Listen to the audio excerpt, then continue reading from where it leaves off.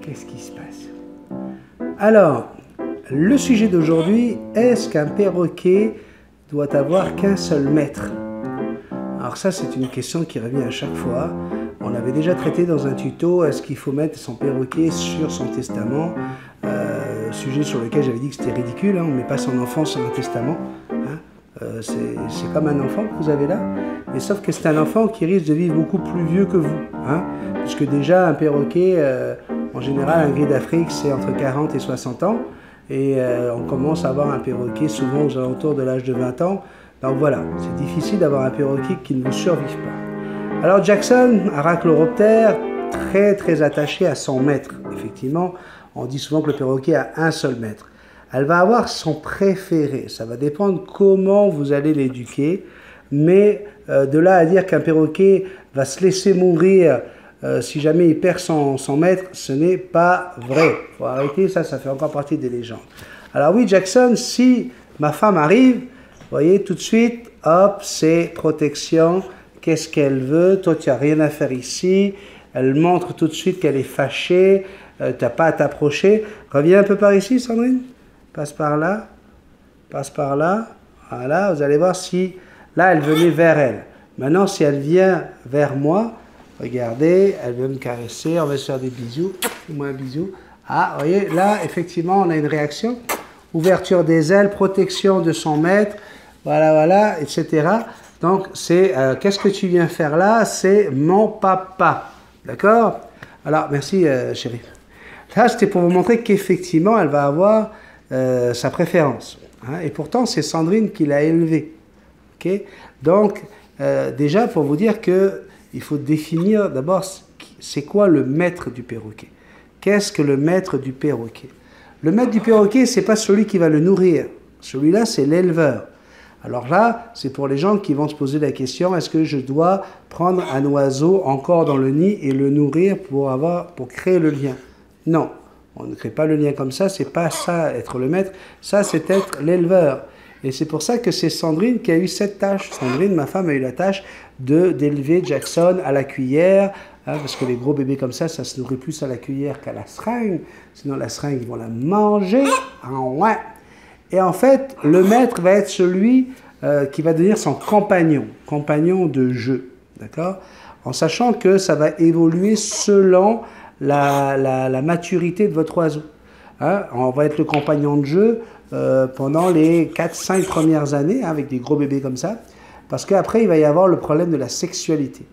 Et c'est là où on n'a pas la même attitude entre un mâle et une femelle, mais ça sera un autre tuto. On n'aura pas la même attitude, il n'y aura pas la même relation avec son perroquet selon si c'est un mâle ou une femelle. Et donc voilà, Jackson, elle, ça fait déjà plus d'1 an et demi qu'elle est rentrée dans la phase de nidification. Elle veut faire un nid. Mais, donc du coup, le compagnon, hein, son maître, entre guillemets, risque de devenir son partenaire sexuel.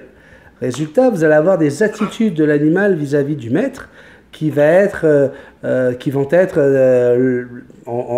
lèvement de la queue, régurgitation, hein, l'oiseau qui régurgite, ça sera encore un autre tuto parce que c'est une question, hein, l'oiseau qui régurgite pour nourrir son maître, hein, c'est parce que dans la nature, que ce soit le mâle ou la femelle, pendant qu'il y en a un qui garde le nid, l'autre va le nourrir en régurgitant. Bref, il va y avoir cette relation qui va devenir une relation sexuelle avec votre oiseau, qui risque de rendre l'oiseau très agressif vis-à-vis des autres personnes, telles que vous l'avez vu avec Sandrine. Et c'est ce qui va faire que des gens vont dire « Ah, tu vois, elle n'a qu'un seul maître, elle va aller avec personne. » Mais tout ça, là, c'est de l'exagération. Souvent, ce qui s'est passé, c'est que les gens qui ont des perroquets sont souvent des personnes solitaires. C'est souvent des gens qui sont tout seuls avec leurs perroquets, qui n'ont pas d'enfants, pas de famille. Et effectivement, on a eu l'habitude de les voir avec leurs perroquets. Et dans ce cas-là, c'est certain que tant que cette personne-là sera vivante, ça sera très difficile de donner le perroquet à quelqu'un d'autre. Parce que le perroquet, il s'attache, ça devient un inséparable, il va s'attacher vraiment à cette personne. Lorsque vous avez un perroquet dans le milieu familial, si vous laissez tout le monde le prendre, si vous laissez tout le monde jouer avec lui, ben vous allez voir que ça peut développer une très très belle sociabilité, quel que soit le perroquet, Cacatoès, Conure, Amazon, Gris d'Afrique ou quoi. On est capable de développer le côté sociable de l'oiseau en faisant cela. Jackson, comme vous l'avez vu, elle ne veut surtout pas venir avec Sandrine quand je suis là, et pourtant quand je ne suis pas là, elles sont capables de se faire des gros câlins. Elle est capable d'aller chercher Jackson, Sandrine, puis de la mettre sur son épaule, et elle va lui faire des câlins. Pourquoi? Parce que l'oiseau, que vous le vouliez ou pas, est toujours intéressé. Ça fait toujours mal au cœur quand on dit ça, on dit « mais non, il y a de l'amour ». Non, non, non, non, non, non, non. L'oiseau est intéressé, il est inséparable, il se met avec un maître parce que le maître est capable de le gérer, parce que son maître est capable de dire « non, Jackson, ça suffit, tu te calmes ». Et de lui montrer qu'il a une certaine autorité et que c'est lui qui dirige les choses. Et du coup, l'oiseau va se sentir en sécurité, comme un enfant va se sentir en sécurité avec son père, parce que son père, justement, manque, écoute, hein, quand il dit quelque chose, ça rigole pas. Bien, l'oiseau, ça va être pareil. Mais maintenant, pour revenir à la question du sujet, c'est est-ce qu'on peut prendre un perroquet dans un refuge ou est-ce qu'on peut récupérer un perroquet avec un maître qui est trop âgé, qui ne peut plus s'occuper de son oiseau? Est-ce que ce sont des bons perroquets? Ben, encore une fois, chaque perroquet est un individu à part. Est-ce que Jackson sera un bon perroquet pour, je ne sais pas, moi, vous connaissez Marc-Éric, vous connaissez Rémi Marié, vous connaissez Tata Crêpe, hein, pour ceux qui sont sur la chaîne depuis longtemps. Est-ce que Jackson sera un bon perroquet pour ces personnes-là? Ben, encore une fois, ça va dépendre tout simplement du clic. Est-ce que ça va cliquer? Est-ce qu'elle va préférer l'un, l'autre? On ne sait pas.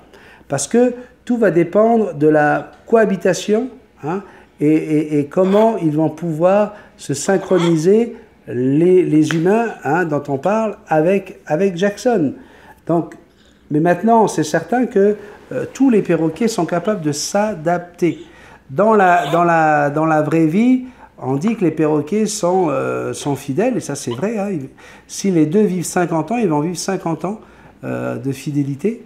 Mais lorsqu'il y en a un qui a un accident, lorsqu'il y en a un qui décède, à part chez les lovebirds, les inséparables, c'est vraiment pour ça que eux on les appelle les inséparables, où on a pu vivre des cas où le rescapé se laisse mourir.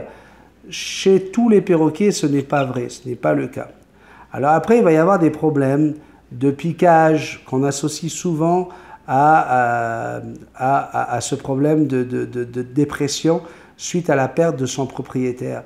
Mais on a vu énormément de perroquets qui effectivement ont fait du piquage parce qu'ils se sont retrouvés tout seuls, qui ont retrouvé des nouveaux maîtres et avec qui c'est reparti, avec qui le plumage est revenu, et avec qui ils ont fini leur vie, ils ont passé des moments heureux. Et il y a des perroquets qui ont eu 3, 4, 5 propriétaires, et ça s'est très très bien passé. Théo, le Cacatoès de Marc-Éric, parce qu'il y en a qui vont dire « Oh, mais les Cacatoès, c'est pas vrai. » Si, c'est vrai. Marc-Éric a un Cacatoès que je lui ai offert il y a 2-3 ans maintenant. Ce Cacatoès-là a eu, je ne sais plus, 8 ou 9 mètres avant Marc-Éric. Et ça se passe super bien avec Marc-Éric. Donc, il faut s'enlever ça de la tête parce que pour moi, c'est quelque chose qui est, encore une fois, souvent une force qu'utilisent les vendeurs de perroquets en marketing, qui vont essayer de vendre leur bébé perroquet en disant, surtout un perroquet qui a été abandonné, un perroquet qui a perdu son maître, c'est un perroquet qui est dépressif, c'est pas un beau perroquet, il peut devenir méchant, il parlera plus, quoi que ce soit, c'est de la bêtise pour en avoir vu d'autres. Donc oui, j'encourage moi les gens à aller dans les refuges, j'encourage les gens à aller récupérer des perroquets malheureux, des perroquets qui ont été... Alors, des perroquets qui font du piquage, souvent, et on l'a déjà dit sur cette chaîne, c'est pas forcément de la dépression. Un perroquet qui a vécu pendant 30 ans avec un fumeur va faire du piquage. Un perroquet qui a vécu pendant 30 ans enfermé dans une cage faisait certainement du piquage déjà à l'époque où il était avec 100 maîtres. Okay. Alors c'est sûr que ce sont ces perroquets-là qu'on retrouve souvent dans les refuges. Mais ne vous arrêtez pas à l'apparence. Un perroquet qui a 20 ans, 30 ans, c'est encore un jeune perroquet.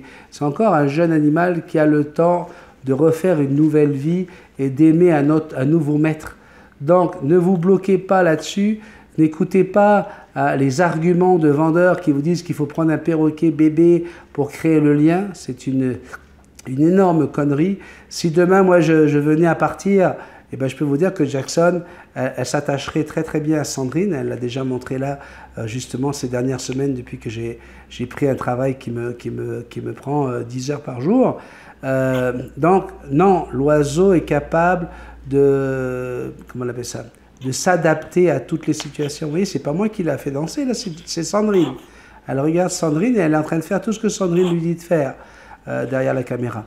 Donc, non, les perroquets sont beaucoup plus intelligents que ça. Alors oui, il y aurait une tristesse, mais on les compare encore une fois toujours à des enfants, hein, à des enfants de 4 à 6 ans. Ben, c'est certain qu'un enfant de 4 à 6 ans, si vous lui enlevez sa maman, ben, il va pleurer, il va être triste pendant un moment. Mais si vous venez l'adopter, est-ce que ça veut dire qu'il ne faut plus adopter les enfants? Parce que tu comprends, ça peut être un peu dangereux. Hein, un enfant qui a perdu sa mère, il risque d'être dépressif, il risque d'être un adolescent qui va faire des bêtises. Non, non, non. Il ne faut pas penser comme ça. Vous pouvez choisir des perroquets aussi bien avec des personnes âgées ou des personnes qui du jour au lendemain, pour un accident, pour autre chose, ne peuvent plus s'occuper de leur perroquet.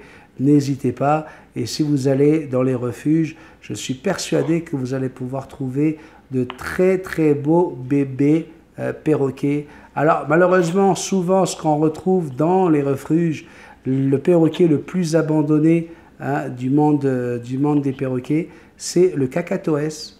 Parce que le kakatoès est très demandant, a un besoin affectif très très fort.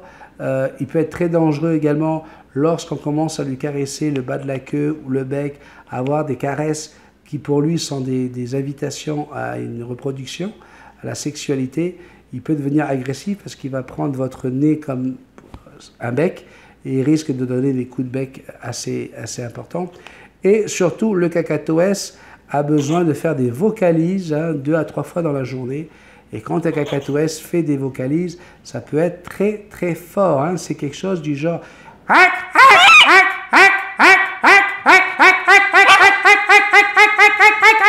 Ça, c'est un kakatoès qui fait ses vocalises.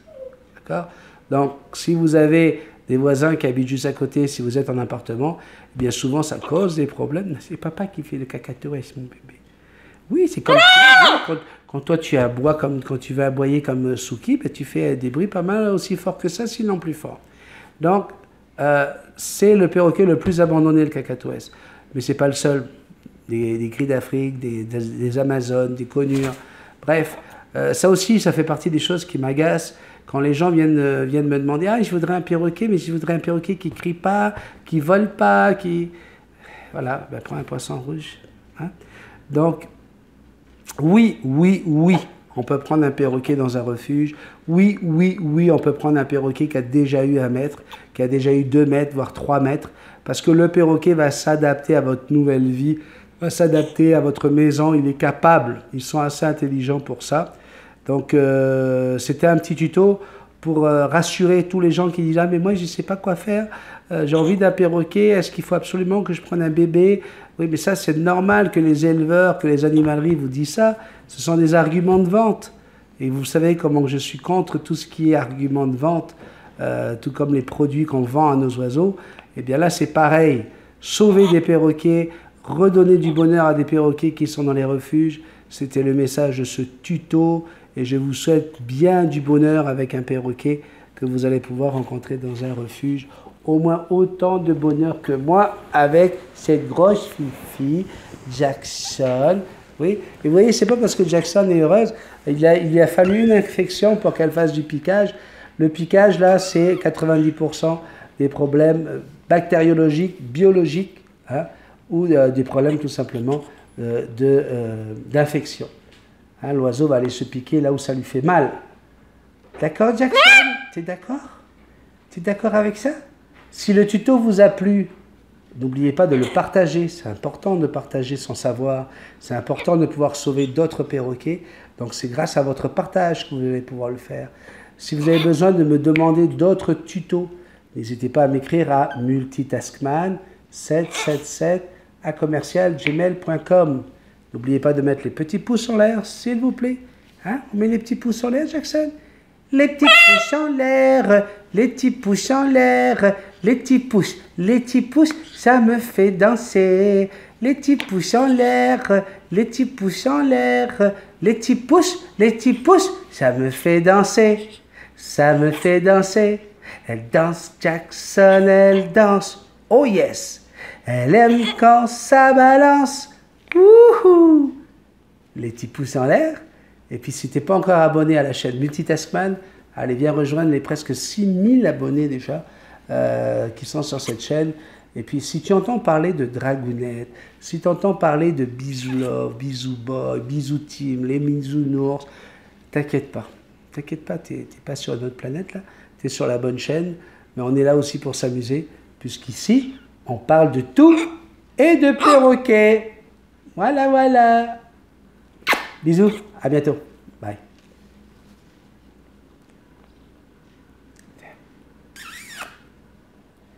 Fais-moi un bisou. Fais-moi un bisou. Fais-moi un bisou à papa. Oh.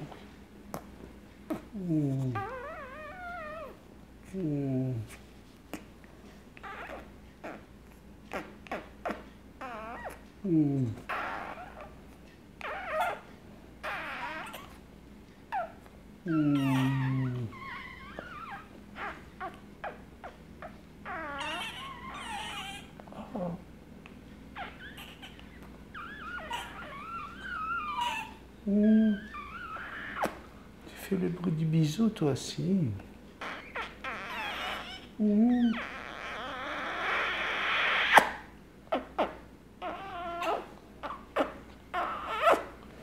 Je t'aime. Je t'aime. Je t'aime, Jackson.